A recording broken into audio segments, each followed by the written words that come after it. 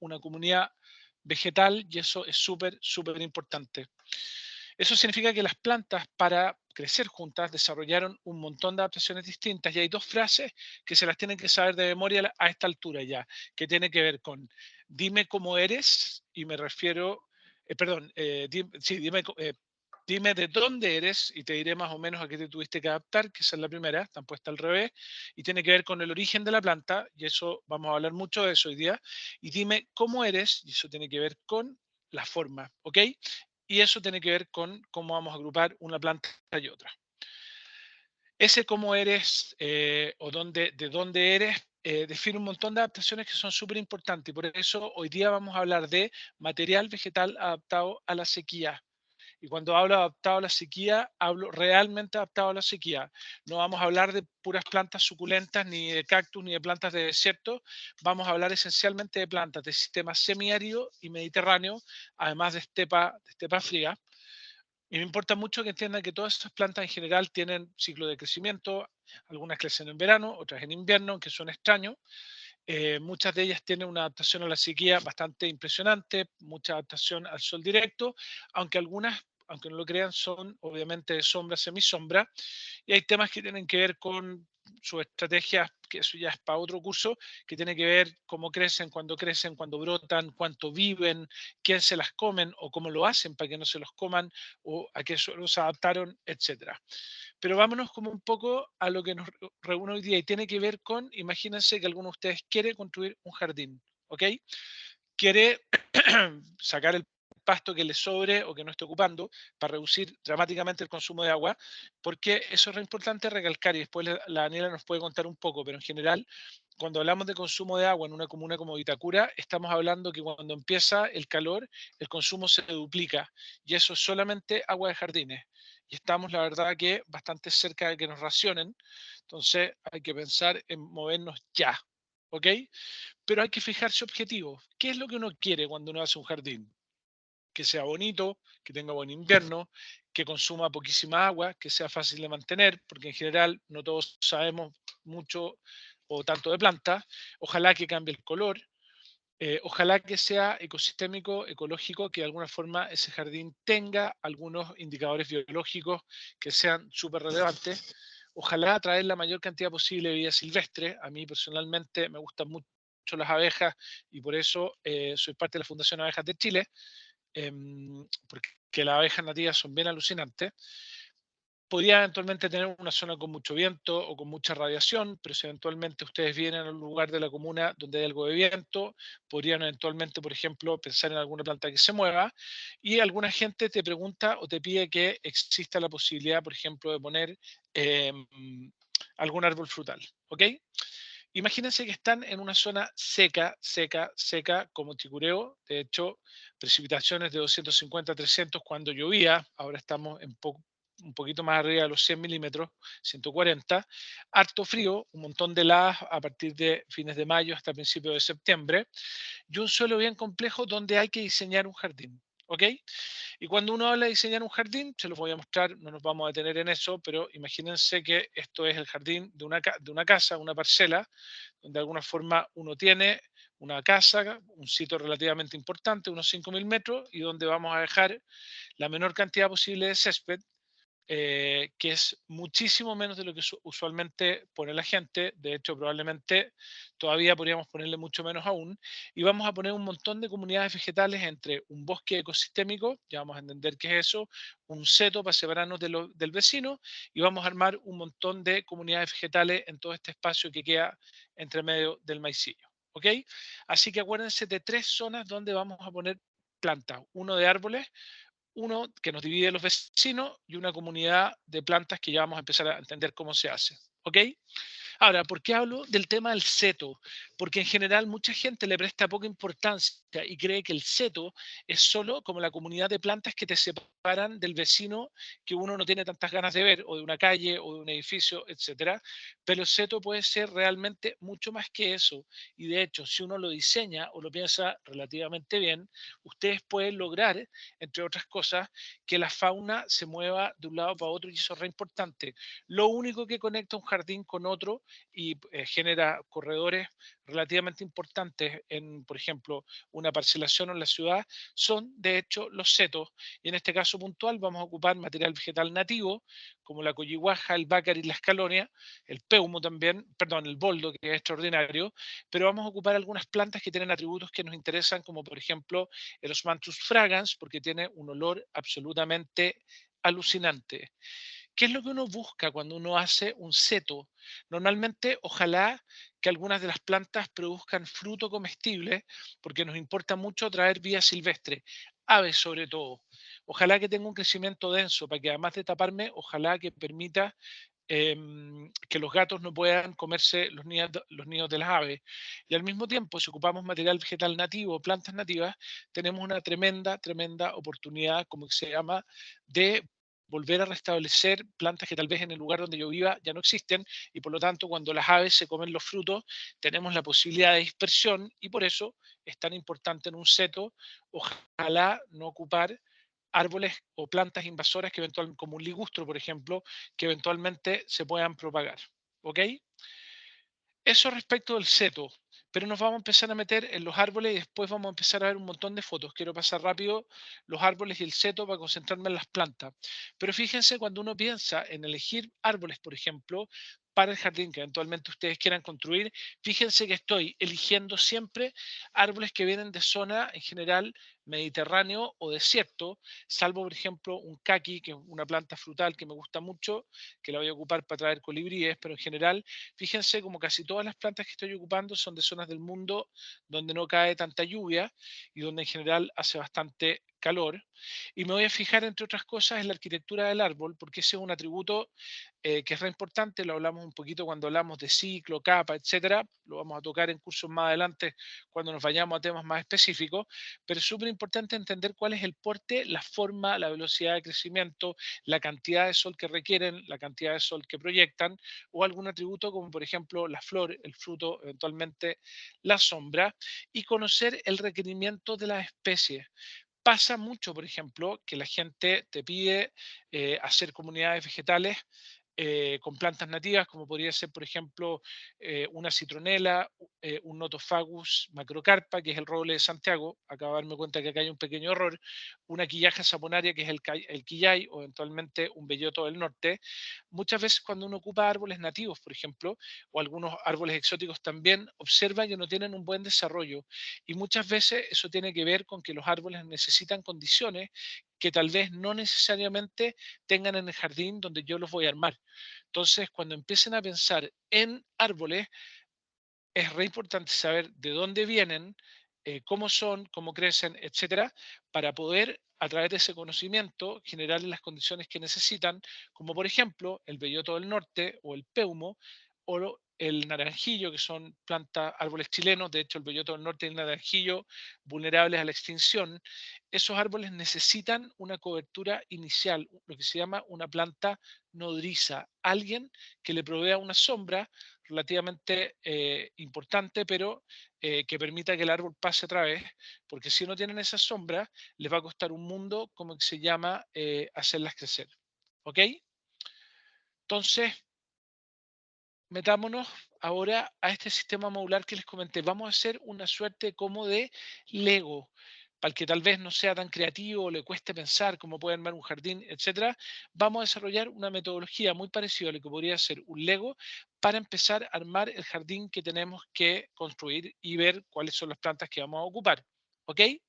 Entonces, en primer lugar, hay que entender que en general el sistema mediterráneo, el sistema árido, etcétera, es un sistema vegetal que se construye en base a dos bloques, a dos tipos de agrupaciones de plantas. Uno tiene que ver con los arbustos, que a veces son individuos aislados o eventualmente forman una masa de arbustos, y entre medio de esos arbustos, que suelen ser achaparrados, muchas veces perennes, en el caso de las plantas adaptadas a la sequía, como podría ser un romero, por ejemplo, un Baccharis cóncava, un Baccharis linearis o una fabiana como plantas nativas nuestras, pero fíjense que entre medio de estos arbustos vamos a hacer lo que se llama un spot de diversidad que tiene que ver con un grupo de plantas herbáceas o subarbustivas que son las que normalmente le van a agregar el color. Y por eso vamos a construir, tal cual se ve en la primera diapositiva que les mostré, un jardín en base a bloques de arbustos y bloques de plantas herbáceas. ¿Ok?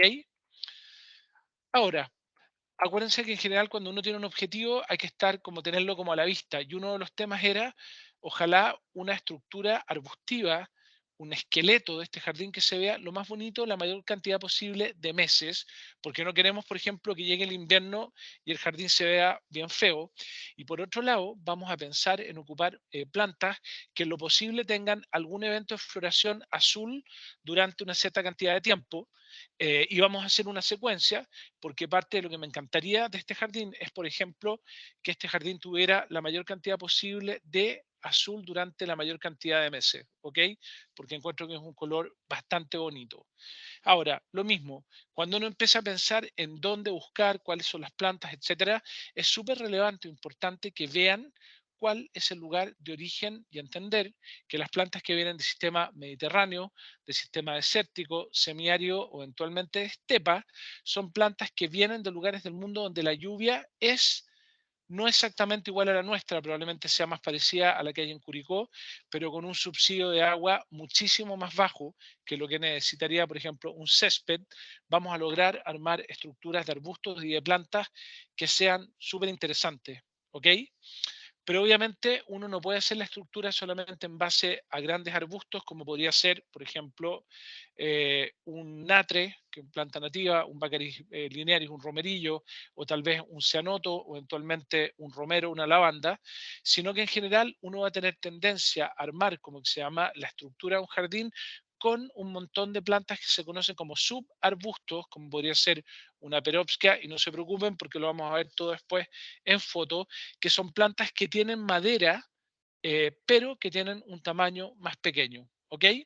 Así que vamos a empezar a armar esta suerte de bloques en base a combinaciones de arbustos, subarbustos y algunas herbáceas, y vamos a hacer algunos bloques de herbáceas para poder empezar a armar nuestro jardín. ¿Ok? Estas son todas las plantas, muchas de ellas están en la guía de paisajismo sustentable de Vitacura Sustentable, ahí pueden sacar más información, fotos, etcétera.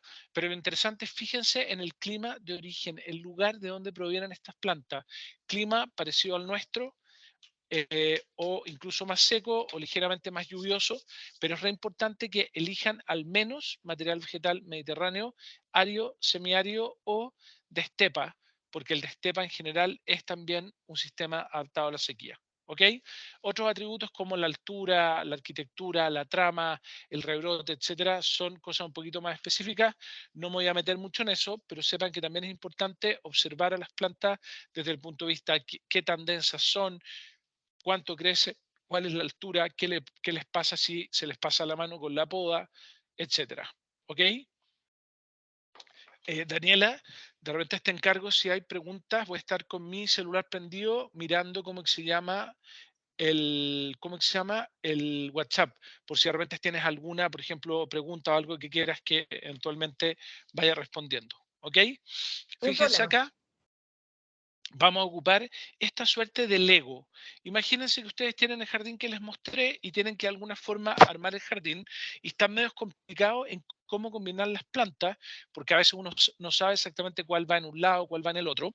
Ya sabemos que son plantas del sistema mediterráneo, ya sabemos que aguantan la sequía, sabemos que eventualmente son de desierto y vamos a tomar una de esas plantas de estructura, o sea, de esos arbustos, y de hecho vamos a tomar el más grande, que es un cianoto, que es un arbusto muy importante, como se llama, y vamos a generar un área cuadrada, fíjense lo que está como en punteado, que tenga alrededor de 2 a 2,5 veces el área del cianoto, y ya van a entender para qué. Fíjense, acá está el cuadradito en línea continua. Fíjense, esto azulito es uno de los arbustos que elegí para hacer mis paletas de color. Y lo que estoy haciendo acá es un bloque de estructura donde mezclo Plantas que son arbustivas, como por ejemplo un cianoto o una fílica ericoide o una lobelia excelsa, que es una planta nativa, todas resistentes a la sequía y con algún evento de floración interesante, junto a otras plantas que son desde el punto de vista de la arquitectura, el ciclo y el requerimiento de agua total, completa y absolutamente compatible. Lo que no quiere decir que no tenga que regar. Cuando hablo de adaptado a la sequía, es que probablemente le voy a tener que dar un subsidio de unos 400, 500 litros por metro cuadrado al año como máximo, pero acuérdense que cualquier pasto que tenga un requerimiento de agua muy bajo va a necesitar 5 litros por metro cuadrado al día, para que se hagan alguna idea de la cantidad de agua que eventualmente vamos a tener que subsidiar. ¿Ok? Estoy pensando en un subsidio que quería ser de alrededor de unos 8 litros por metro cuadrado a la semana, aproximadamente en promedio. ¿Ok? Acá están las plantas, fíjense los arbustos que le comenté. Y lo interesante, cuando uno elige algunas plantas que te gustan desde el punto de vista del color, de la altura, la floración, etcétera, vamos a hacer varios de estos bloques, de estos módulos cuadraditos, todos los que ustedes quieran, donde vamos a ocupar plantas arbustivas, como eventualmente lo que ustedes están viendo acá, y eventualmente, no sé, Daniela, podemos subir esto después a la página de Vitacura Sustentable y mostramos algunos de estos bloques y ponemos la simbología para que entiendan qué plantas qué. Pero fíjense como acá hay plantas que ocupan bastante espacio, como un cianoto, una salvecha melagnea, de este cuadradito completo, y un montón de plantas más chiquititas, unas encima de otras cuando son sistemas multicapas, o unas al lado de la otra cuando son un sistema de una sola capa y eventualmente son plantas que no les gusta tanto estar cerca. ¿Ok? Fíjense como cada uno de estos cuadrados tiene una cierta combinación de plantas y fíjense como en muchos de estos cuadrados hay plantas que se repiten y eso tiene que ver con que, o lo van a entender después, en que vamos a ocupar varios de estos cuadrados, los vamos a repetir por todo el jardín y vamos a ocupar 6 tipos distintos para generar amplios espacios arbustivos que tienen, que son todos relativamente distintos y que hacen que este jardín, a pesar de tener mucha repetición, se vea como que de alguna forma nunca se repitió. ¿Ok? Eso es para que lo vayan entendiendo. Estos son algunos de los arbustos que vamos a ocupar: el Solanum ligustrinum o el natre, que es espectacular, el Baccharis linearis, el romerillo, la Fabiana imbricata, tremenda planta para mariposas nocturnas, la Scalonia rubra, planta nativa nuestra, algo más sedienta, pero también con bastante resistencia a la sequía, la salvia chemelagnea, que es una salvia sudafricana de ciclo cálido, que florece todo el verano, que es una maravilla, y también algo de coleonema, porque el coleonema, entre otras cosas, atrae bastante control biológico, y eso obviamente nos interesa mucho. Y además de estas plantas que les fui comentando, y no se preocupen porque esto después lo subimos a Vitacura Sustentable, fíjense cómo hay un montón de plantas adicionales como el Crinopodium gliesi, porque cambió de familia, que es una planta nativa espectacular, súper buena para traer control biológico. Plantas como la Jaraba caudata o Stipa caudata, también planta nativa nuestra que tiene semilla comestible, o una Watsonia borbónica que tiene una floración en primavera y es una planta sudafricana también adaptada a la sequía. O sea, todas las plantas que ustedes ven acá en general tienen una adaptación importante a la sequía y les van a permitir poder hacer combinaciones de plantas para estos módulos que después vamos a ir ubicando en nuestro plano para hacer macizos de plantas importantes, bonitos, súper dinámicos, que florecen durante un montón de meses, no todos simultáneamente, y que entre otras cosas les van a asegurar perfume, que eso es lo importante, aroma, cobertura, belleza y al mismo tiempo disponibilidad de alimento para control biológico o para vida silvestre, cuidando hasta la última gota de agua. ¿Ok? Para que la gente tiene que saber, todos nosotros tenemos que meternos en la cabeza que definitivamente la sequía no es fea. Es terrible desde el punto de vista de lo que está pasando con el agua, etcétera, pero desde el punto de vista del paisajismo, el bajo consumo de agua, la verdad, puede ser una tremenda oportunidad desde el punto de vista de hacer combinaciones de plantas. Acá va otro de los grupitos, no sé si se acuerdan que en la fotito que les mostré hay 6 combinaciones distintas de plantas y lo que les estoy mostrando acá es cada una de esas combinaciones de plantas en estos suerte como de cuadraditos que les armé, donde cada una tiene una posición en función de su adaptación a vivir con o sin otra planta. Y la idea es que ustedes tengan ciclos de floración, perfume, aroma, color, como les fui comentando, y actividad biológica. ¿Ok? En general van a ver que todas tienen, entre otros, el atributo azul, que es el color que yo quería de alguna forma que estuviera presente. Se van a dar cuenta que muchas de las asociaciones entre los colores van cambiando, unas más cargadas al azul, otras más cargadas al rosado. Van a ver que algunas de las plantas se van repitiendo de módulo en módulo para que tengan una cierta como continuidad, como se llama, y todos tienen un montón de color, un montón de plantas increíbles. Algunas tienen más arbusto, como esta, por ejemplo. Esta es mucho más, entre comillas, tiesa. La anterior, sin embargo, es mucho más suelta para que de alguna forma ustedes tengan esa posibilidad de darle más o menos soltura al jardín en función del módulo que eventualmente ustedes quieran ocupar. ¿Ok? Hasta ahora, espero que vayan bien. Cualquier pregunta, por favor, me la hacen llegar, Daniel, a través del chat para poder ir dejando todo bastante claro. Una última con Baccharis linearis, que es nuestro romerillo, y con la satureja o Clinopodium giliesi, la menta árbol, que es una maravilla y tiene un olor que no se puede creer. Salvia leucanta, extraordinaria para traer colibríes durante el otoño, al igual que la nifofia. Y después algunos bulbos como el iris ungicularis, un cormo como las watsonia, otro bulbo como el narciso y otras plantas herbáceas perennes como eventualmente podrían ser, como se llama, las clematis, los ceratostigma, etcétera. ¿Ok? Ahora, temas choros de las plantas, cuando uno elige material vegetal, y esto va porque mucha gente lo pregunta en las clases, nos mandan los WhatsApp, los correos, etcétera, y tiene que ver con cómo se mantiene, cómo se poda, qué pasa si me equivoco y lo podo mal.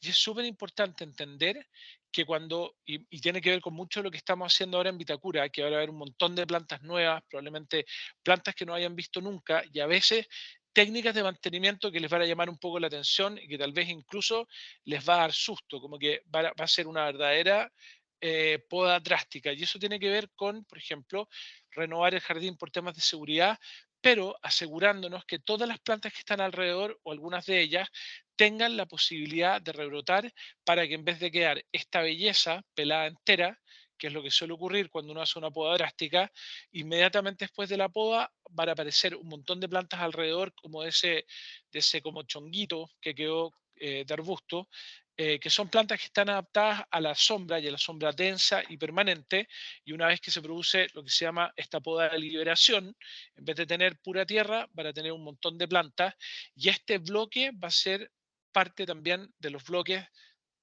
para armar nuestra suerte de Lego paisajista. ¿Ok? Acá está el Baccharis cóncavo, la Escalonia rubra o incluso la Correa pulchela. Son tres arbustos que de tanto en tanto uno puede cortar con una motosierra a la altura del tobillo.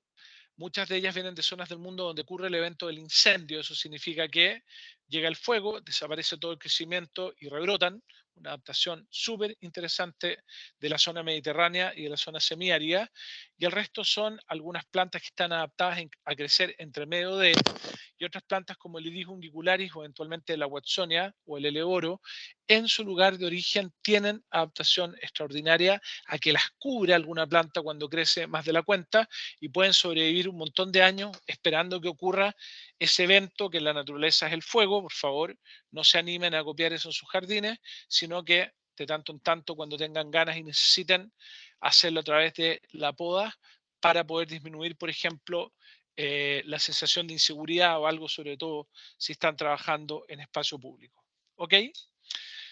Y después, cuando uno piensa en esta cosa del prefabricado, acuérdense que cuando les planteé este tema como de los bloques y el Lego vegetal que vamos a armar, en general, cuando uno arma un jardín, uno tiene zonas de arbustos o de plantas más tiesas que de alguna forma generan o forman parte de lo que vamos a llamar la estructura, y entre medio de esas plantas o zonas de estructura vamos a generar lo que se conoce como un spot de diversidad, que suele ser un grupo de muchas plantas a veces que tienen una unidad bastante más chiquitita. Acá vamos a hablar de 1 metro cuadrado. Fíjense como acá vamos a hacer nuestra pieza y parte del Lego de uno por uno, y vamos a ocupar un montón de plantas que tal vez no formen madera, que no sean arbustivas, o tal vez sean a lo sumo subarbustivas, y las vamos a colocar todas las que puedan vivir muy apretadas juntas, las que tengan que vivir más separadas, separadas.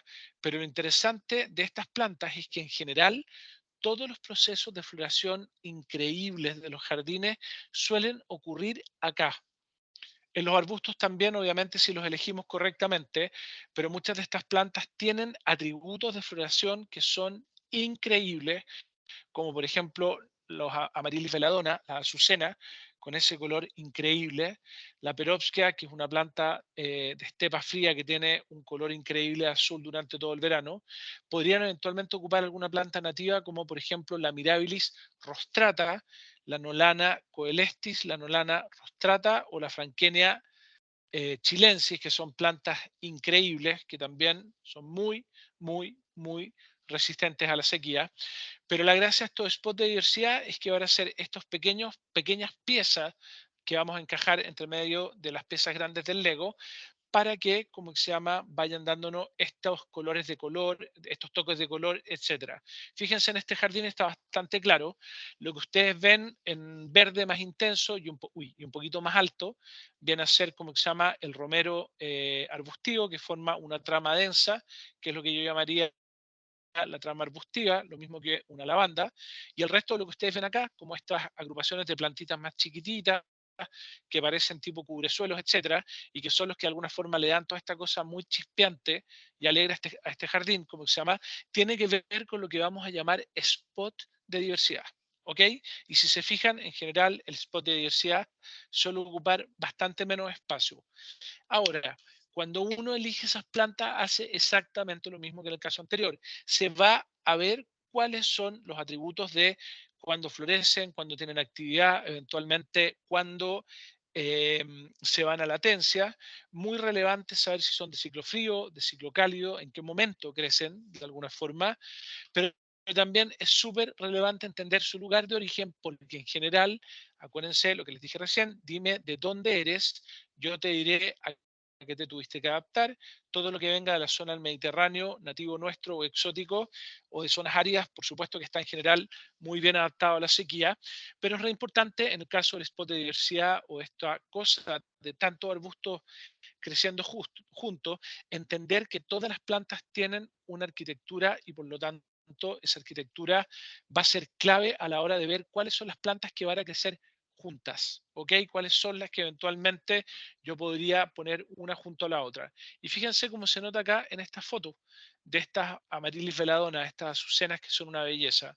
Fíjense cómo están saliendo entre medio de otras plantas. Eso, obviamente, para que sea posible, tenemos que poner plantas que son, desde el punto de vista de crecer juntas, compatibles, y eso eh, es un arte un poco, no es tan evidente. Ahora, ¿por qué esta cosa funciona? Esta como pieza pequeña de Lego de spot de diversidad. Porque cuando uno empieza a mirar las adaptaciones de las plantas, y por eso es tan importante que entiendan que cada vez que pongan una planta del jardín, traten en lo posible de entender de dónde viene, cómo crece, cuánto crece, cuál es la forma, cuál es su densidad, cuál es su momento de floración. Tal vez puede ser una anémona, por ejemplo, que tiene una trama muy amable, es una plantita como em, muy rala, que va a permitir que otra planta pase entre medio, por ejemplo, y por lo tanto voy a poder hacer lo que se llama un sistema en capas, donde tal vez tenga muchos eventos distintos de floración en el mismo lugar, y eso hace que el jardín sea mucho más interesante. ¿Ok?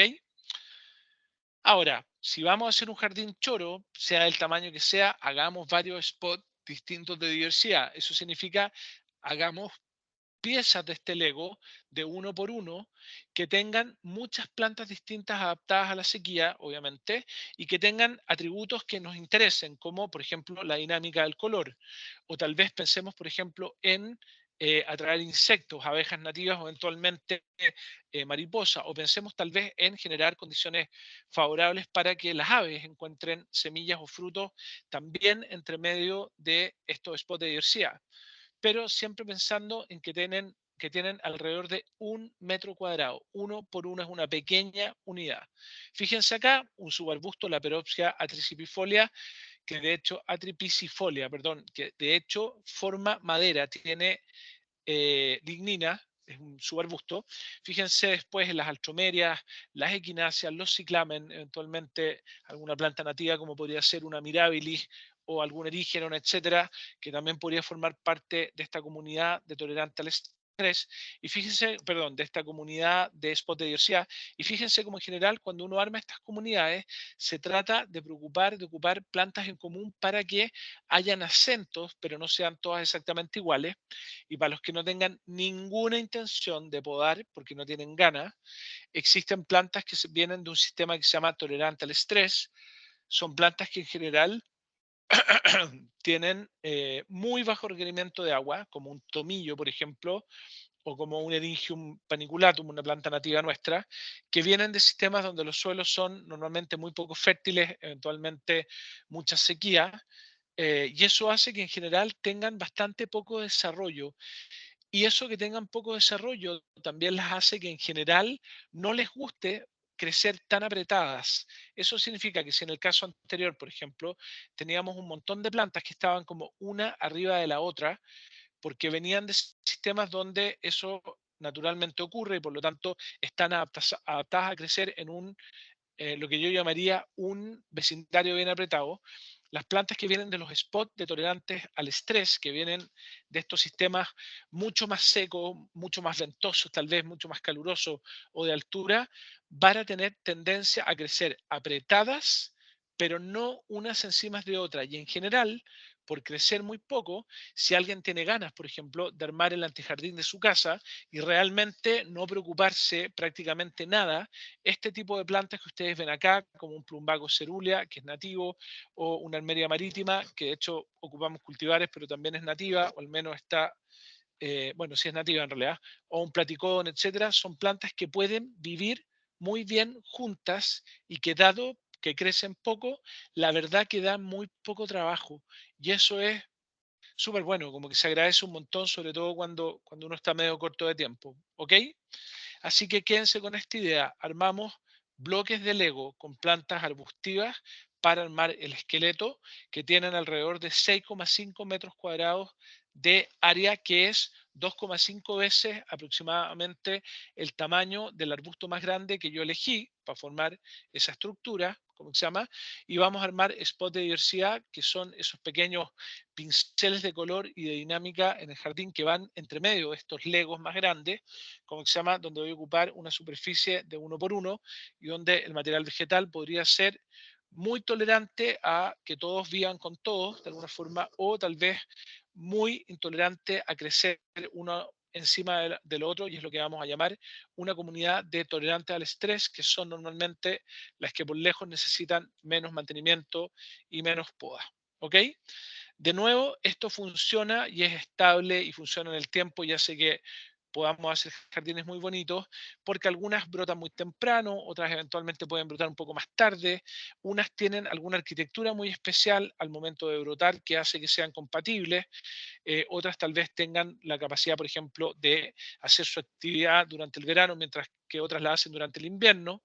En general, muchas de estas plantas no soportan la sombra y por eso les digo, son súper, súper buenas para ocuparlas, por ejemplo, en lo que podría ser un antejardín delante de sus casas, reemplazando césped, pensando en que tienen poco tiempo para trabajar o pocas ganas, que también es súper válido, pero quieren disfrutar de la belleza, de entrar a la casa y realmente ver que no solo están contribuyendo a ahorrar el agua, que no solo están cuidando el agua que necesitamos para nosotros, que eventualmente podríamos no tener si seguimos despilfarrando como despilfarramos, pero además embellecen el vecindario y le hacen bien a la vida silvestre. ¿Ok? Y respecto de eso, como todavía andamos bastante cortos de módulos para hacer nuestro Lego, estaba pensando que tal vez sería interesante pensar en algún módulo que, por ejemplo, cumpla el papel de control biológico. Me imagino que hay muchos de ustedes que no quieren ocupar venenos, por ejemplo, pesticidas. De hecho, yo no ocupo un veneno hace 25 años. Y sepan que hay un montón de insectos increíbles que se hacen cargo de mantener el jardín impecable, sin ninguna plaga, cero. Y eso tiene que ver con un equilibrio ecológico. Ahora, esos insectos tienen algunos requerimientos que son bastante fáciles, muy fáciles de satisfacer, pero es importante que los conozcamos y por eso vamos a armar una comunidad vegetal, como se llama, con aquellas plantas que tienen, entre otras cosas, flores que son irresistibles para este control biológico, obviamente, pero al mismo tiempo vamos a generar un tema que se llama continuidad de alimentos, o sea, una comunidad vegetal que, entre otras cosas, tiene una paleta o una combinación de plantas que aseguran que durante una buena cantidad de meses a lo largo del año hay flores disponibles que van a entregar el polen y el néctar que en general necesitan los adultos de estos insectos y condiciones para que sus larvas encuentren las plagas que necesitan ahí mismo o dentro del jardín para obviamente cerrar este ciclo completo. ¿Ok? Los romerillos son extraordinarios, plantas nativas nuestras. La filicaricoide, espectacular, ahora en flor con un perfume que no se puede creer, extraordinaria para las moscas de las flores, la chupalla o el Eryngium paniculatum, que nosotros, yo creo, Daniela, que es de las plantas que vamos a empezar a ocupar un montón en Vitacura, porque la alcaldesa, entre otras cosas, tiene como encargo que realmente nunca tengamos que poner un veneno en Vitacura y para eso tenemos que traer de vuelta al control biológico que de alguna forma eliminamos por no tener conocimiento. Y vamos a ocupar algo de Solidago chileno, que es una planta chilena también re buena para traer control biológico. Y vamos a ocupar algunas cebollas, porque las cebollas en general funcionan no tanto porque espanten por el olor, sino más bien porque atraen un montón de insectos súper benéficos, porque tienen flores que son extraordinarias para todos aquellos insectos que tienen el aparato bucal cortito, como por ejemplo una mosca de las flores, como eventualmente podría ser algún, ¿cómo se llama? Algún microvéspido, eventualmente alguna chinita, también les va a venir bien el polen y el néctar, tiene un montón de proteínas y un montón de aminoácidos, etcétera, para sostener su cría, su producción de huevos. Y acá tienen algunas de las plantas que vamos a ocupar en estos Lego o módulos de diversidad vegetal para traer control biológico. ¿Ok? Entonces nos dedicamos a hacer jardines prefabricados con plantas adaptadas a la sequía que de alguna forma se constituyeron en sistemas de estructura donde queremos que, entre otras cosas, se mantenga la mayor cantidad posible de plantas bonitas y donde ojalá haya una predominancia del azul. Y vamos a ocupar además una de estas estructuras como control biológico y además generamos varias pequeñas estructuras que vamos a llamar spots de diversidad, que es donde hay un montón de plantas distintas que florecen, tienen dinámicas increíbles, etcétera, y obviamente todo adaptado a la sequía. ¿Ok?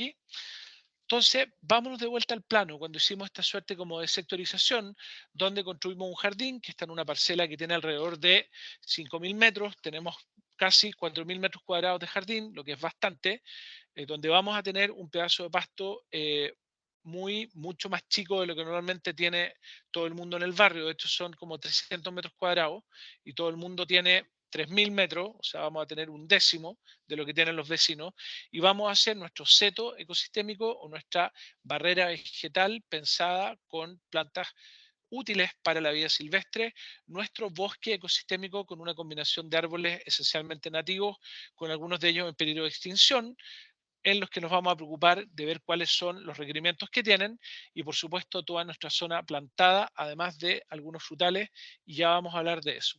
Fíjense, acá está.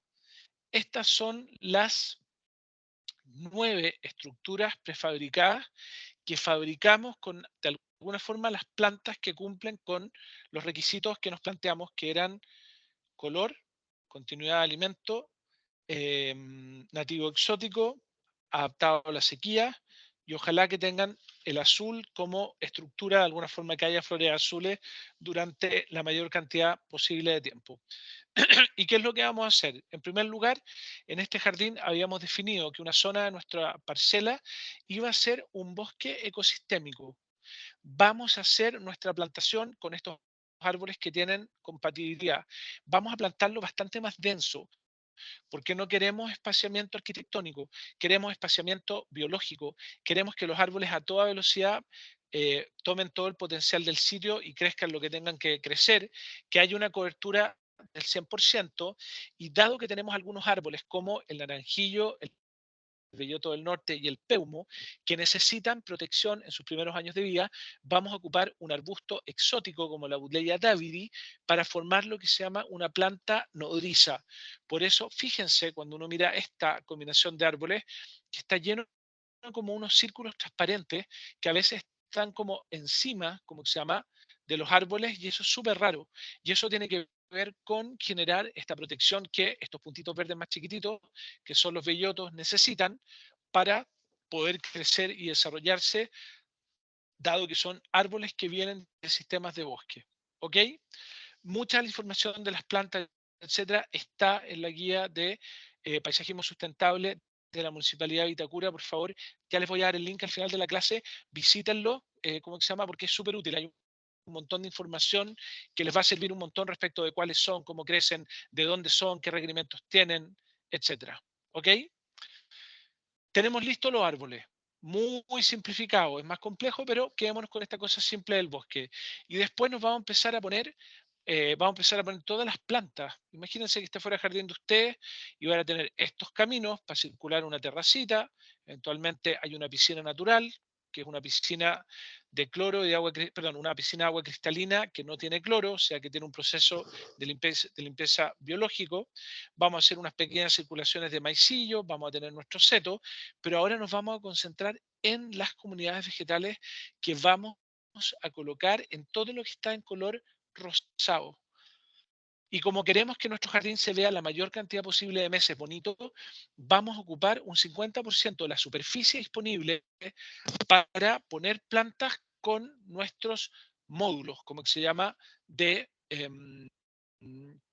estructura, y los vamos a colocar totalmente aleatoriamente porque todas estas plantas soportan la condición de este lugar, pero vamos a partir colocando aquellos que son de control biológico, porque el control biológico requiere lo que se llama una masa crítica, una cierta cantidad de plantas que se repiten para proveer de suficiente polen y néctar, no solo en cantidad y calidad, sino que además durante muchas semanas, muchos meses, para que el control biológico, que son estos insectos increíbles, se vengan a vivir a mi jardín y obviamente se hagan cargo de las plagas.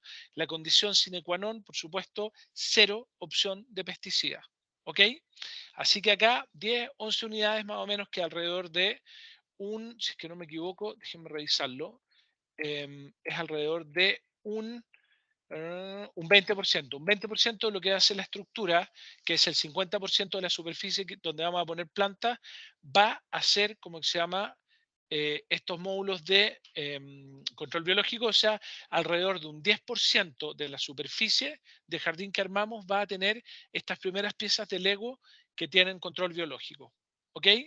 Y después vamos a ir agregando en función de cuáles sean los objetivos de ustedes, pero en forma bastante aleatoria. Fíjense como acá he ido colocando todas estas estructuras, como se llama, de módulos, como se llama, que tienen plantas de estructura, donde va quedando algo de espacio entre medio, donde algunas de las plantas que las componen se repiten, por lo tanto tenemos una cierta unidad sin que todo se vea exactamente igual. Me voy a preocupar de colocar una mayor cantidad de estas estructuras en el acceso de la casa, que quiero que sea un ejemplo para mis vecinos de material vegetal de bajo consumo de agua. Acá todo el mundo pone pasto, yo me resisto, no vamos a colocar césped, queremos consumir máximo 8 litros por metro cuadrado a la semana y no estoy pensando en 4 por 7, 28, que es lo que podría consumir un pasto, o unos 5 por 7, unos 35, pensando en alguna bermuda muy rústica. Así que tenemos toda la estructura que hemos ido colocando. Y fíjense que una vez que coloqué la estructura, acá están todos mis arbolitos, agregué unos pocos arbolitos en peligro de extinción para armar mi bosque ecosistémico, puse un 50% de la estructura del jardín con mis módulos o con mi Lego, como se llama, de plantas de estructura, pero obviamente me está quedando un montón, como se llama, hay un montón, ¿cómo se llama?, de espacio en blanco, espacio que está libre, espacio que obviamente tenemos que empezar a completar con otras plantas. Y les puede sonar raro, pero eso es un tema personal, cada uno obviamente elija trabajar como quiera, pero por supuesto pensando en cuál es la orientación, en cuáles son las plantas, cuáles son los efectos que quiero generar, voy obviamente a pensar a partir de ahora cuáles van a ser las zonas donde yo eventualmente voy a colocar los árboles. He ido colocando también, como se llama, estas plantas en función de dónde a futuro voy a colocar los árboles, porque los árboles obviamente, a diferencia de una planta muy chica, generan sombra y por lo tanto hay que preocuparse mucho de dónde van y de qué sombra van a generar. Y entre otras cosas, recuerdo que alguno de los objetivos era, y es bastante válido, árboles frutales. Y vamos a colocar algunos ciruelos, algunos damascos, como se llama, y esos árboles son lo suficientemente grandes como para producir una cantidad de sombra que requiere que lo que plantemos debajo, pensando en que hay un jardín, tenga adaptación a la sombra, pero no a cualquier sombra, a la sombra seca. O sea, un eleoro, por ejemplo, un Plectanthus, eventualmente un liriope, un Eragrostis virescens, que es una planta nativa, que vamos a ocupar también como nodriza, o una Libertia siciliflora, son plantas que soportan la sombra, semisombra, pero un atributo súper interesante es que soportan la sombra seca, porque hay un montón de plantas que soportan la sombra, pero necesitan humedad, son de sombra húmeda. Así que hay que hacer esta diferencia. Y obviamente estamos pensando, como se llama, en pensar en estas plantas de sombra que van a ir debajo, como se llama, de los frutales. Acá están, para que las vean. Les dejo algún par de segundos por si alguien le quiere pegar, sacar una foto.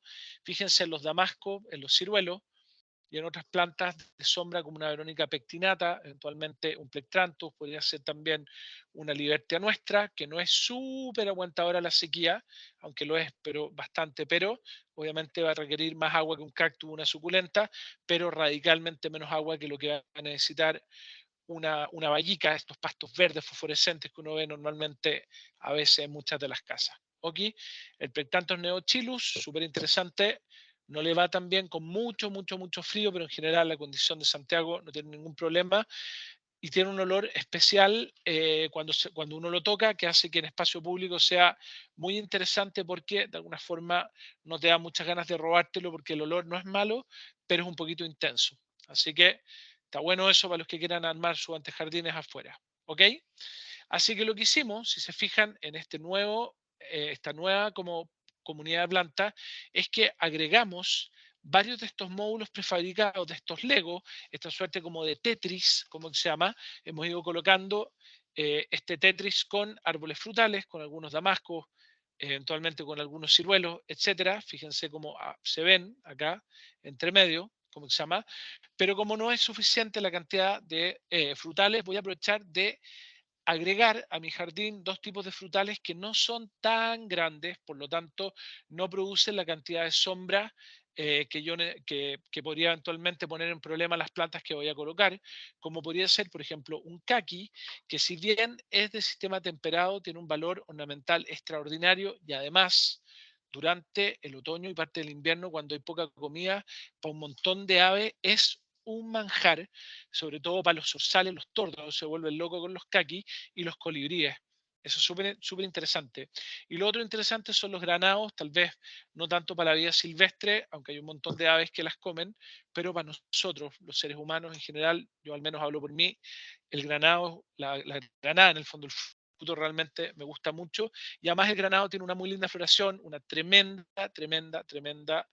eh, resistencia a la sequía, desentona un poquito el color de la flor respecto a lo que hemos hecho, pero es bastante corta y por último siempre son una alegría las flores. ¿Ok? Así que ahí tenemos colocado todos nuestros árboles y todavía voy a agregar algunos árboles adicionales de gran dimensión como unos Celtia australis, porque esta casa está mirando hacia el poniente, perdón, hacia el norte, y eso significa que ya a partir del mes de octubre, noviembre, el sol puede llegar a ser bastante molesto, así que voy a agregar algunos árboles grandes más pegados a la casa para que estos árboles proyecten sombra y por lo tanto me baje la temperatura del comedor, del living, también de la zona de la terraza y con eso podamos tener más sombra, más frescura y por lo tanto menos uso de energía, que también parte de ella se genera con agua. Así que obviamente vamos a tener que pensar en reducir nuestro consumo de energía eléctrica para minimizar el gasto de energía eléctrico y por lo tanto el uso de agua. ¿Ok? Así que ahí estamos. Ya tenemos nuestros árboles colocados, pero todavía queda mucho espacio libre.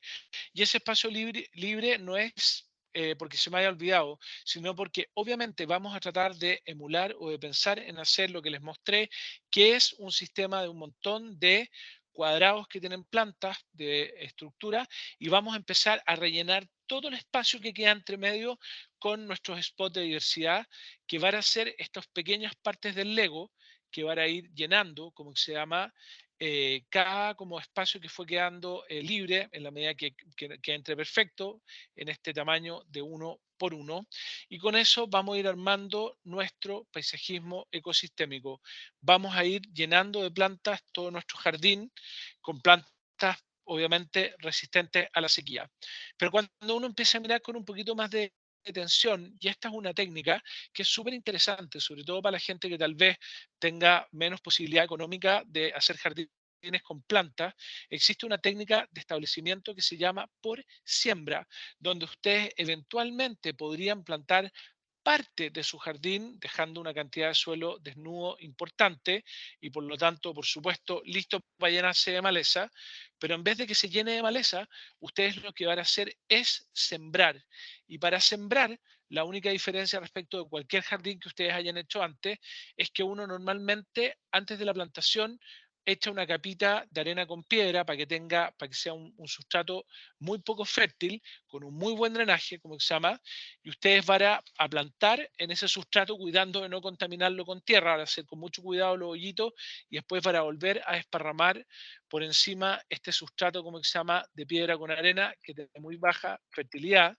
Esto es lo mismo que ustedes eventualmente podrían hacer en algún jardín que tenga árboles importantes, un jardín antiguo, donde en vez de romper las raíces de los árboles, ustedes pueden agregar estos 20 centímetros de arena con piedra. Y lo que después vamos a hacer es sembrar el jardín después de que hayamos plantado con una mezcla de semilla que responda a, por ejemplo, la sequía, uso de poca agua, que tenga paletas de color que sean súper interesantes, atributos ecosistémicos. Eventualmente podríamos pensar incluso en capturar nitrógeno. La opción de la siembra es muy amplia, es extraordinaria y nos va a permitir que en vez de tener suelo desnudo, donde muchas de las plantas que plantamos van a demorar un buen tiempo en cubrirlo, vamos a tener la posibilidad de tener una comunidad vegetal de siembra que incluso podría tener no solo plantas anuales, por ejemplo, como podría ser un dedal de oro, un chisantus, algunas plantas nativas nuestras, sino que podríamos pensar en establecer plantas perennes, como por ejemplo algunas gramíneas, eventualmente equináceas, podríamos pensar en algunas plantas nativas como algunas altromerias, por ejemplo, o algunos Syrinchum, que podrían, en vez de establecerse por plantación, podrían ah, colocarse en el fondo a través de esta técnica increíble que se llama siembra. ¿Cuál es la gracia de esto? Que el lugar que ocupa una planta sembrada es un lugar que no ocupa la maleza. Entonces, eso es re importante en el fondo porque les va a permitir hacer jardines a menor costo con esta técnica de los legos. ¿Ok? Y lo último que uno hace normalmente antes de ponerse a plantar, a comprar plantas y armar todos estos bloques, etcétera, es súper relevante e importante que no se olviden que tenemos una tremenda responsabilidad, no solo con el agua desde el punto de vista de ahorrar. La sostenibilidad es mucho más amplia que solo ahorrar agua y tiene que ver con, por ejemplo, generar jardines que nos conmuevan con la belleza. La belleza es un atributo ambiental súper importante porque nos hace extraordinariamente bien para la salud mental, el ánimo, etcétera. La belleza es un atributo biológico que hay que tomar en cuenta porque no somos, em, no, somos reactivos a la belleza, o sea, no somos impávidos frente a la belleza. La belleza nos afecta y nos afecta muy positivamente. Y lo otro que tenemos que empezar a pensar, además de cuáles son los colores, cuándo florece, si se superponen, etcétera, no se olviden que la elección del material vegetal supone entender que tenemos la posibilidad de sostener vida silvestre, tal vez a unas pocas especies cuando son muy especialistas o tal vez flores que atraen todo tipo de especies, vamos a hablar de generalistas, no se olviden que cada uno de nosotros tiene la oportunidad de plantar plantas que están en peligro de extinción. Es algo que nos hemos propuesto también en Vitacura, perdón. La única forma de hacer ecología de preservación de especies, además de hacerlas in situ con parques nacionales, rehabilitación, reforestación, es también preservando material genético ex situ. Por lo tanto, por ejemplo, en nuestros parques, plazas, jardines, etcétera. Algunas plantas solo tendrán un valor estético, lo que es totalmente válido, y otras plantas, por ejemplo, van a tener mucha actividad de polinizadores, etcétera. Pero fíjense cuál es la planta, cuáles son las características que tiene, cuál es el atributo biológico que ustedes conozcan o eventualmente encuentren, como podría ser atraer colibríes, por ejemplo, ahora durante el otoño y el invierno cuando los colibríes vuelven al valle, o podría ser eventualmente atraer, por ejemplo, nuestras moscas de las flores o nuestras abejas nativas que necesitan urgente que todos nosotros nos pongamos un poquito más las pilas y las empecemos a preservar. ¿Ok? Cosas importantes de hoy día. Acuérdense que la sequía no significa fealdad. La sequía es una tremenda oportunidad de cambiar verde por mucho más verde aún, aunque suene extraño. La sequía no significa un sacrificio estético en los jardines. Por el contrario, los sistemas mediterráneos, áridos, semiáridos y de estepa tienen plantas increíbles. De hecho, muchas de las plantas favoritas desde el punto de vista de la floración son plantas que vienen de zonas áridas. ¿Ok? No se olviden que al momento de elegir las plantas que están, por ejemplo, en nuestra guía, fíjense en los atributos que tienen, cuál es su ciclo, cuándo crecen, de dónde provienen, tal cual les mostré en esta pequeña clase de 1 hora, y ahora nos vamos a las preguntas.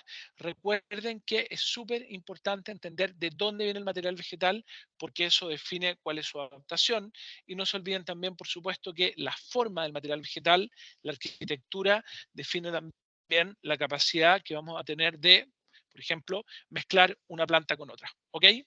Los que quieran un poco más de información o tips o de repente me quieran preguntar algo, métanse a mi Instagram, que es paisajismo ecosistémico, @paisajismo ecosistémico, métanse a la página de Vitacura, ahí después nos va a dar la Daniela, ¿cómo se llama? Cuál es la página, etcétera. Pero hay un montón de información extraordinaria, como se llama. Así que por favor, no se olviden de revisarla. Vamos a seguir subiendo cada vez más información en la medida que la vayamos generando y participen de nuestros cursos, actividades, etcétera. La verdad que está bien movido Itacura es sustentable y no se olviden que la sequía de verdad es una oportunidad para hacerlo mejor. ¿Ok? Vámonos, Dani, a las preguntas. Sí, Yo creo que hay Cristóbal, tenemos harta muchas gente que quiere preguntas, preguntar. como siempre. Así que voy a Dale, partir por una que déjame tu prender la cámara, cámara eso. para que vean que soy real. Ahí está. No te vemos, ¿ah? Todavía no te ¿Se veo. prendió? Acá Ahí, ahí, estoy. ahí. Pero En mi biblioteca, mi lugar estáis favorito de la casa, compartiendo donde están pantalla, tenéis que todos dejar mis de compartir libros. pantalla, Cristóbal, para que te veamos bien. Ay, loco, ay, loco, más bonito que vean las fotos. Más bonitas que yo. Es que no Así se que ven tus los fotos. dejo Ahí como. sí, ahí sí. Ya, Oye, para que mira, por lo están menos preguntando, vean una fotito linda para inspirarse. hoy están preguntando mucho acerca del sustrato. ¿Qué tipo de sustrato es el que usas y dónde se puede conseguir? Mira, yo creo que hay una cosa re importante porque em, a veces, por ejemplo, uno piensa que hay que traer millones de toneladas de tierra, de sustrato, y en general, yo con la Maca, que es mi socia, con la Macarena Calvo, eh, que la vamos a tener que invitar alguna vez, Daniela, porque yo creo que es un tremendo aporte. O sea, es la mitad de lo que ven acá, es la Macarena Calvo.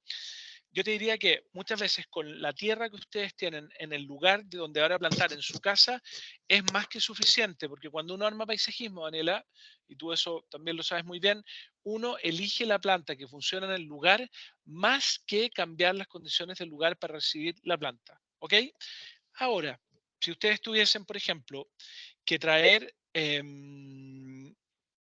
o sea, si ustedes tuviesen, por ejemplo, un jardín que es muy antiguo, que tiene un suelo compacto del terror, o más que esté compacto, porque eso es fácil de solucionar, que tuviese árboles grandes que tienen muchas raíces, etcétera, tendrían que empezar a pensar en ocupar un sustrato que se llama sustrato técnico, que es alrededor de un 40% de piedra de alrededor de medio centímetro, un 40% de arena gruesa o de maicillo grueso y un 20% de compost.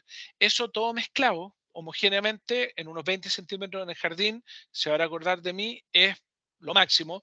Y si quieren que el vecino se muera en vida con sus ficus o sus plantas de interior o sus plantas de macetero, ocupen exactamente ese sustrato, porque entre otras cosas, Daniela, permite que las plantas respiren extraordinariamente bien.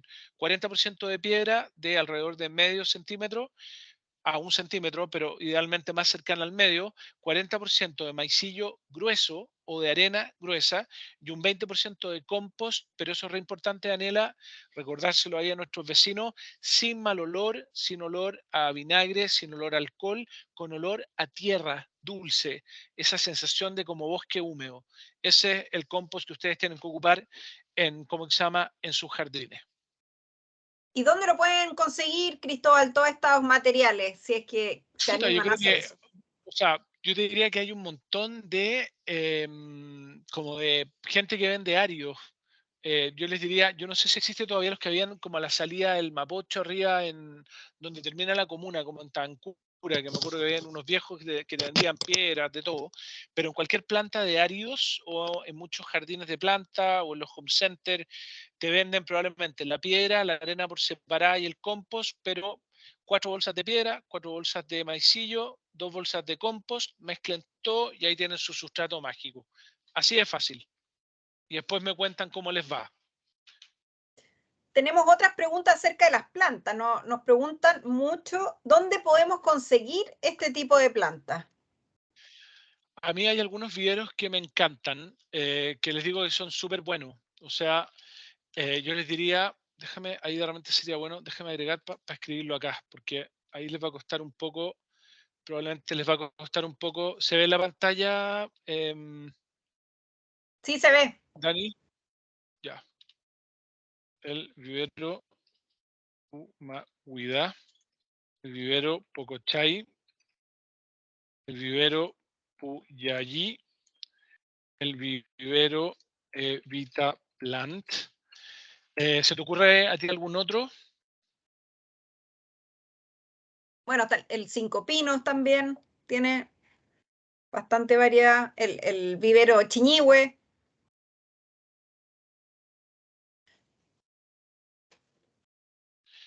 Estoy pensando, pero les diría que con estos el vivero San Gabriel de Jimena Nasal también tiene un San montón de Gabriel plantas, también. un montón de plantas, pero les diría Hay que un con eso montón de tienen, y viveros. obviamente, El vivero y Laguán, busquen, que tiene hartas especies nativas también. ese no lo conozco, ¿dónde está? En Lonquén, Camino Lonquén. A ese no digo. Hay un montón de viveros también que tienen plantas suculentas. Estoy pensando en el vivero Vitaplant, estoy pensando en los cactus Valencia.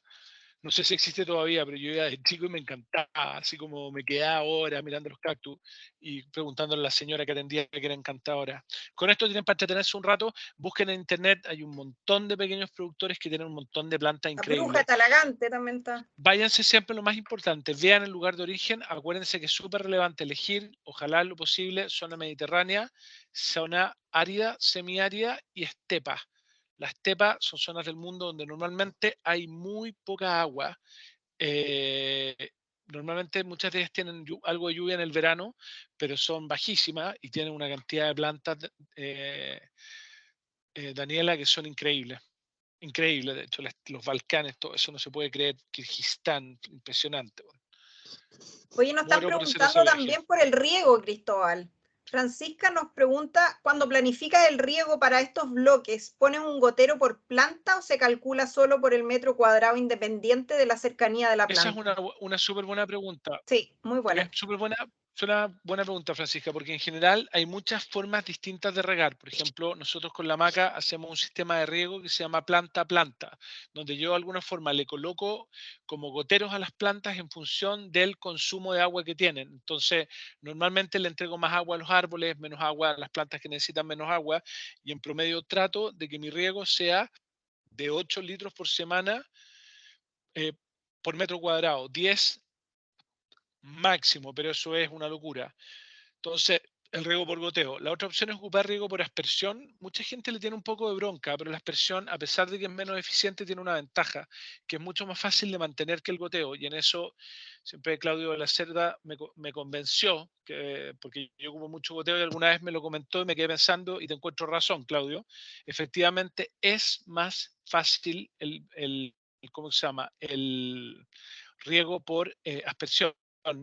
Yo te diría que lo único importante es que hay que pensar con el riego automático y eso hay que aclararlo, Daniela, que muchas más veces, más que el sistema de riego, es la frecuencia y la cantidad de riego. Hay que tratar de educar el jardín para llevarlo, ojalá, a un riego semanal de 8 litros, 10 litros máximo, o incluso yo lo hago en muchos de los ensayos que hemos hecho para Itacura, etcétera, y para otras comunas.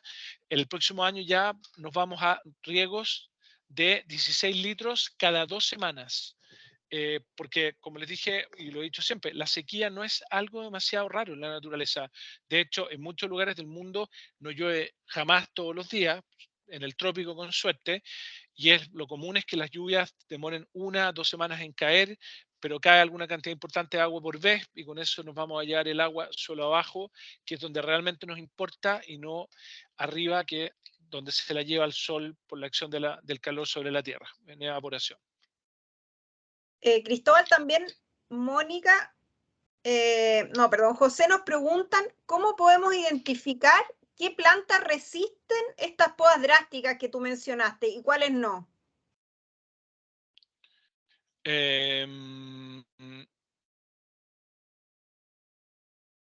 Mira, te diría que hay una cosa que es re importante. Em, Primero hay que entender que un montón de plantas que vienen de sistemas mediterráneos, donde hay fuego naturalmente, o donde hubo fuego, incluso de sistemas volcánicos, te diría que es re importante pensar el lugar de origen.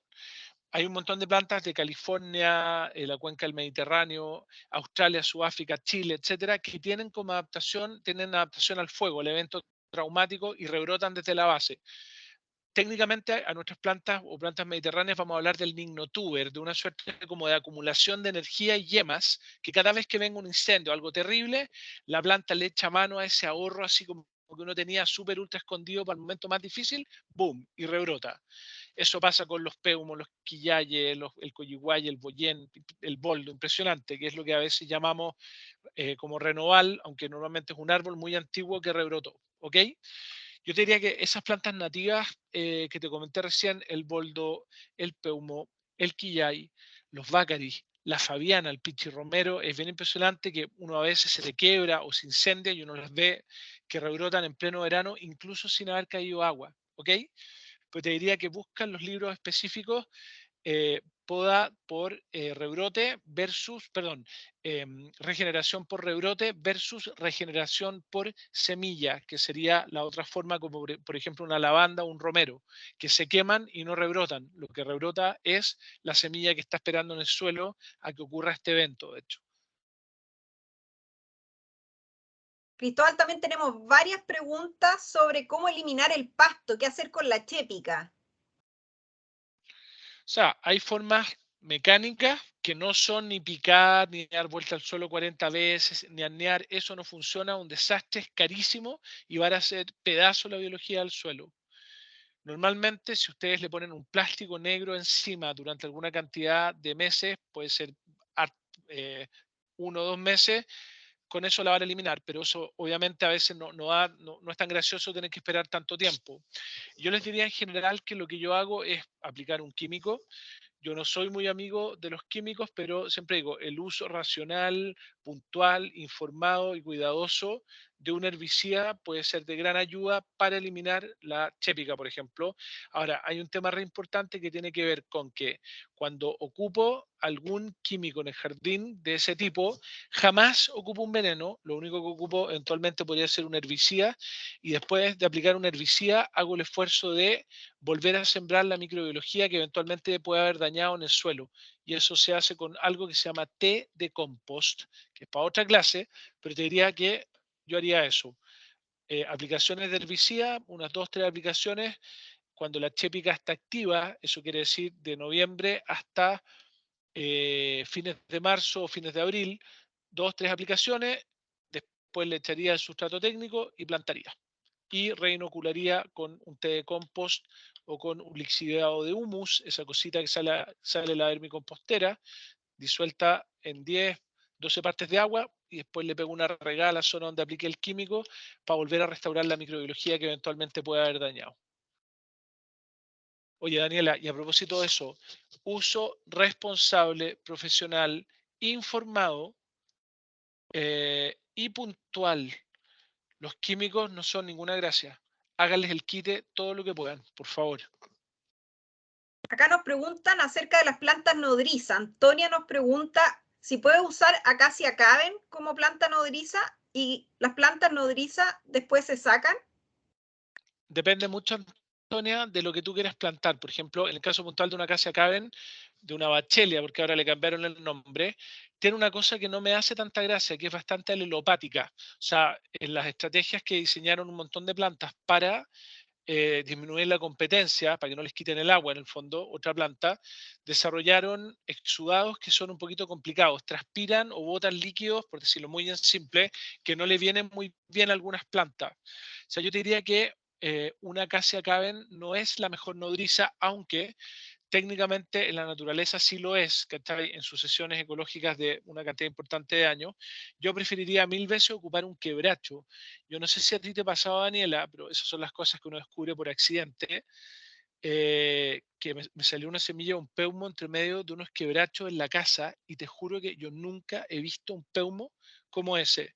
Y ahora estamos repitiendo en algunas plantaciones de plantar belloto del norte o Cryptocaria alba o peumo, triangulado como con tres quebrachos para que le formen una suerte como de bóveda. O sea, anda espectacular, crece increíble, el quebracho florece espectacular, le da sombrita a este arbolito y la gracia es que el quebracho odia la sombra. Entonces cuando el árbol empieza a crecer y pasa a través de la copa de los quebrachos y termina como expandiendo su copa, lentamente el quebracho va a ir como perdiendo vigor hasta que finalmente se muere, pero en una cosa que es muy, muy amable, muy poco dramática.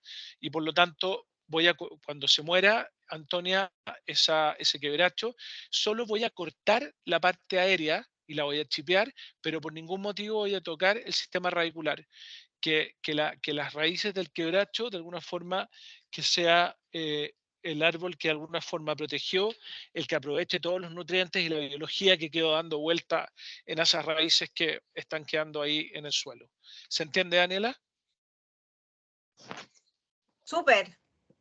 Ahora tengo otra pregunta acá de Ani, que dice que ella, por los bulbos que tú mencionaste, dice si se puede plantar encima y cuando dejen de florecer, si los tiene que sacar.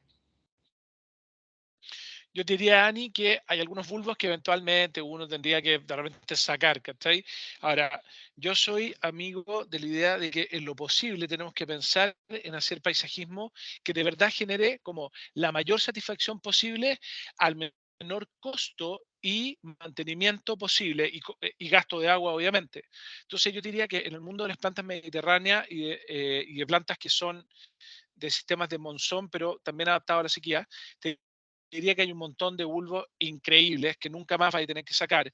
Eh, Nuestros bulbos nativos, todas nuestras altromedias en general, ni una necesidad de sacarlas, siempre y cuando las combines bien con las plantas que las acompañan.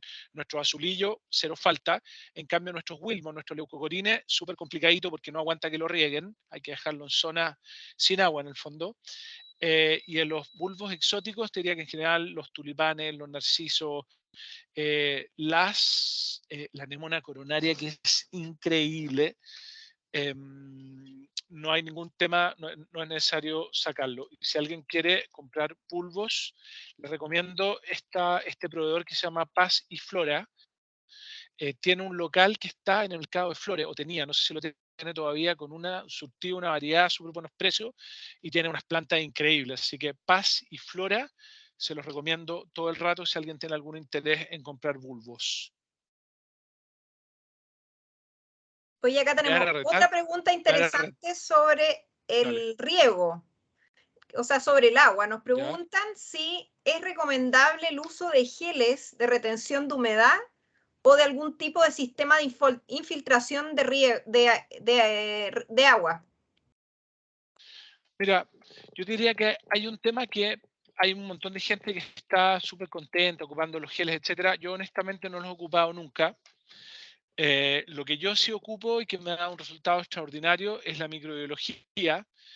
O sea, cada día me doy más cuenta que la Tierra, acuérdense que la Tierra es un sistema que tiene 3.700 millones de años, o sea, ahí apareció la vida. O sea, significa que muchas de las cosas que las plantas necesitan, etcétera, la naturaleza ya las desarrolló hace rato. Entonces yo te diría que en general preocúpense de aumentar como radicalmente la microbiología de sus suelos, porque la microbiología, entre otras cosas, aumenta radicalmente la capacidad de las raíces de acceder al agua, porque llegan a bolsones de agua que ninguna raíz puede llegar por temas de tamaño.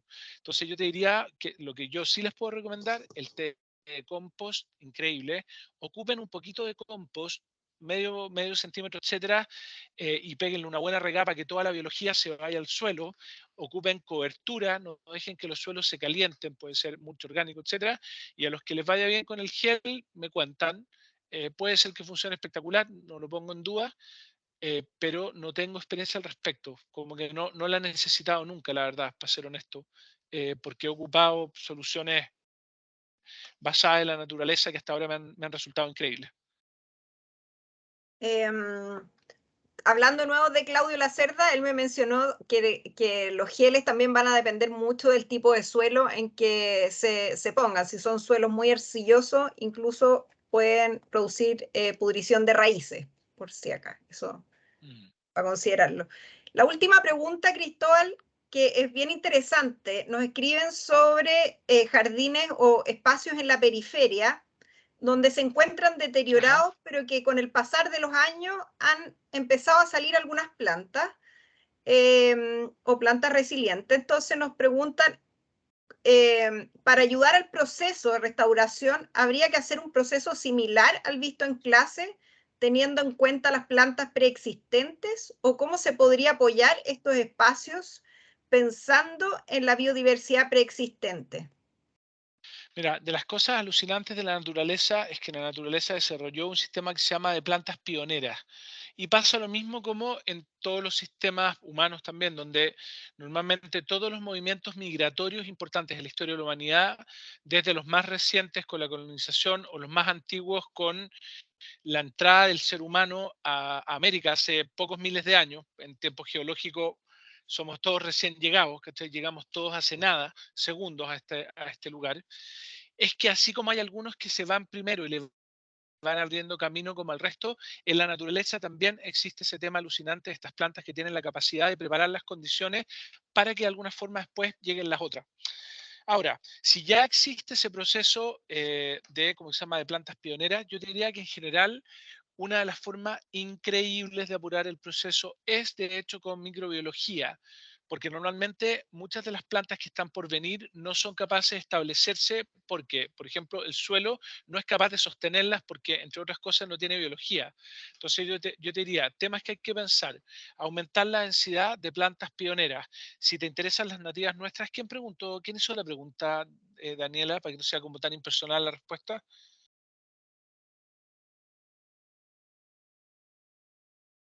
¡Chan! ¿Está ahí? Bueno, a lo mismo. Pero plantas pioneras, por ejemplo. Las plantas pioneras Ah, son perdona, estaba increíbles. silenciada. Clemente, Cristóbal. Clemente nos hace la pregunta. Clemente, para que temas importantes, por ejemplo, toda la familia de los Bácaris. Los Bácaris son increíbles, de pionero. La Fabiana es otra planta nativa que es extraordinaria. Te diría que los quebrachos también son plantas nativas bien útiles para temas pioneros. Un montón de gramíneas como las jarabas son extraordinarias también para sistemas de plantas pioneras. Se pueden ocupar mezclas de semillas. Una vez se dice, oye, el deal de oro es una planta invasora. Sí, pero puede ayudar muchísimo, entre otras cosas, a descompactar el suelo, o por ejemplo las mostazas.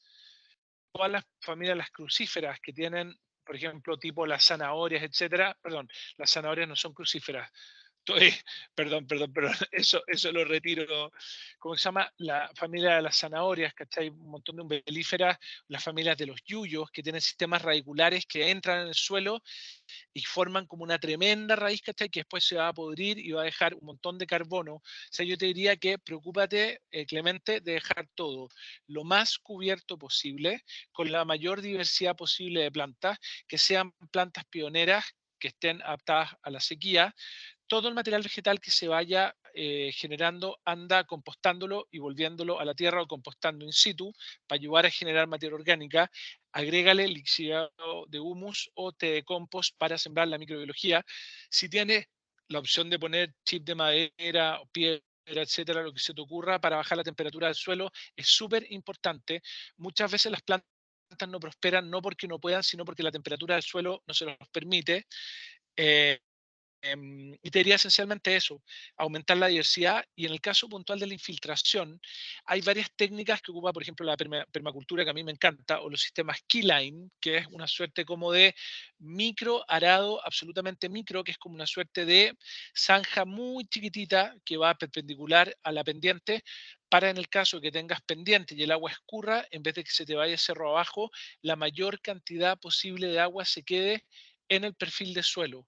Muchos de estos sistemas de rehabilitación funcionan a paso de tortuga porque, entre otras cosas, el agua se va a cerro abajo y no infiltra.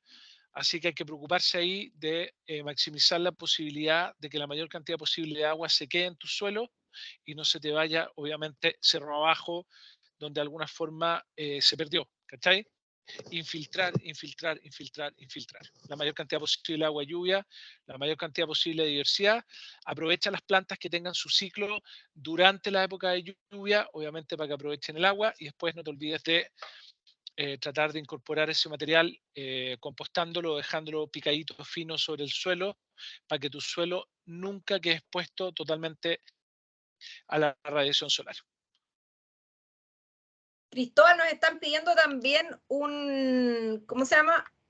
Que hagamos un ejemplo en vivo y puedo comentar que estamos organizando uno ya para inicios de primavera, así que también para que Pero ¿cómo? podamos A ver inicio en de vivo cómo se nada, construye un jardín de bajo nada, consumo. nada, nada de inicio de primavera, Daniela. Tenemos que organizarlo antes porque acuérdense que tenemos que tener para cuando llegue la primavera, esperando que haya llovido, nuestros jardines listos para por ningún motivo duplicar el consumo de agua de nuestra comuna. O sea, tenemos que hacer el trabajo ahora.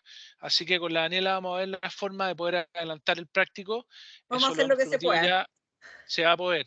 Si no, ahí nos organizamos, no se preocupen, vecinos. Yo me voy con la Daniela, vamos a ver, y con la María Ignacia y la Manuela y toda la gente de Itacura, vamos a hacer un práctico lo antes posible para que de verdad podamos enseñarle como en vivo, porque muchas de estas técnicas a veces son complejas de como de entender, pero son súper sencillas, mucho más de lo que uno imagina. No tenemos tiempo, Daniela, así que hay que darle, hay que apurarse. Se nos está acabando el agua. Eh, bueno, muchas gracias, Cristóbal, por esta cuarta clase. Vamos a estar informando a los vecinos de nuevas clases y charlas que vamos a estar dando. Vamos a tener 4 charlas, un ciclo de charlas que parten el 23 de mayo. Ahora, para que se inscriban, vamos a estar subiendo información que se llama Somos Naturaleza. Así que estén atentos a nuestras redes sociales y pueden también seguirnos en Vitacura Sustentable, donde hay un link que lleva a Jardines Sustentables y ustedes pueden encontrar mucha información de todos los temas que se han estado hablando en estas clases. Así que muchas gracias, Oye, Cristóbal, y nos y estamos el que viendo quiera, en la como próxima les digo, oportunidad. lo que les dije, métanse @ paisajismo ecosistémico en el Instagram y palabra de honor que tendremos muy luego algunos ejercicios prácticos como sea, pero ahí nos vamos a arreglar. Por último, pedimos que nos traigan algunos materiales entre todos para aprender rápido. ¿Te parece, Dani? Quedaste media tiritona, pero lo lograremos. Ahí vamos a ver, vamos a hacer lo que se pueda, Cristóbal. Así que muchas gracias y Buenísimo. nos estamos viendo en Gracias, otra vecino. oportunidad. Gracias por Un acompañarnos. gusto estar. Cuídense mucho y feliz de tenerlo acá una vez más.